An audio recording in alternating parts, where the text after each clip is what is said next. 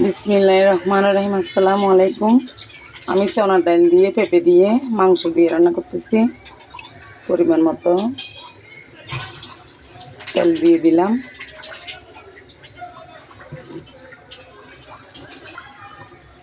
আমি পেঁয়াজ কুচি দিয়ে দিচ্ছি।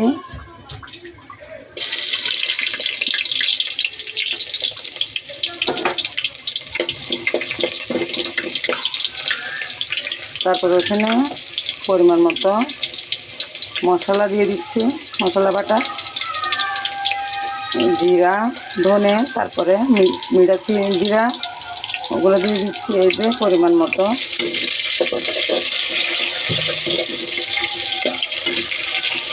আদা রসুন বাটা, পেঁয়াজ বাটা দিয়ে দিচ্ছি পরিমাণ মতো।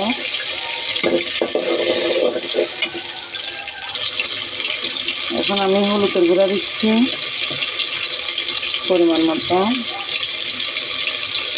মরিচের গুঁড়ো দিচ্ছি পরিমাণ মতো, জিরা আর ধনের গুঁড়া দিচ্ছি পরিমাণ মতো, লবণ দিচ্ছি স্বাদ মতো। এখন আমি এগুলো কষাবো। এই যে পরিমাণ মতো আমি মাংস দিয়ে দিচ্ছি। এই যে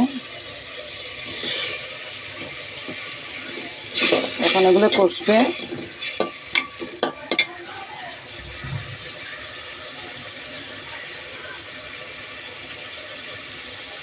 এগুলা 15-20 মিনিটের মতো কষবে।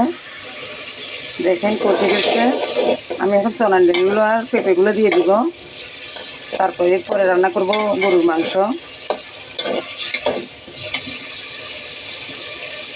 এই যে পেঁপেগুলো দিয়ে দিচ্ছি, তারপরে এই যে চনার ডালগুলো দিয়ে দিচ্ছি, তারপরে দালচিনি, এলাচ, ওগুলো তো আমি মানে বাটার সাথে বেটে ফেলি।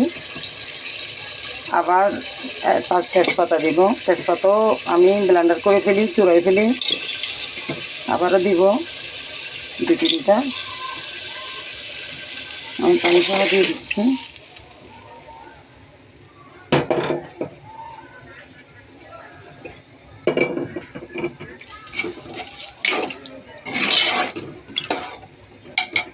আমি এখন তেজপাতা দিব। এই যে তেজপাতাটা দিয়ে দিচ্ছি, 4-5টা তেজপাতা দিয়ে দিচ্ছি।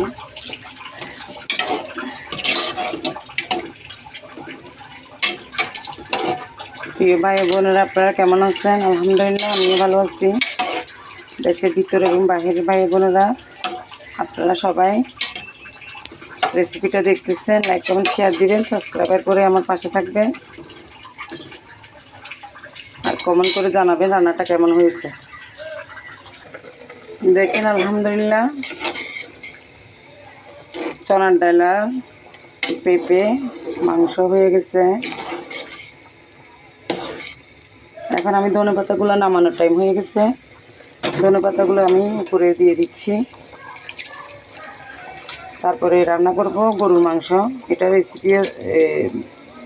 রেসিপিটাও দিব।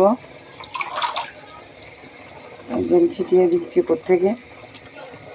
ধনেপাতাগুলো এখন আনছে বাজার থেকে।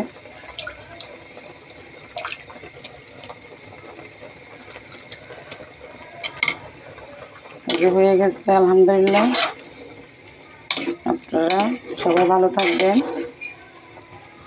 আজ এই পর্যন্ত।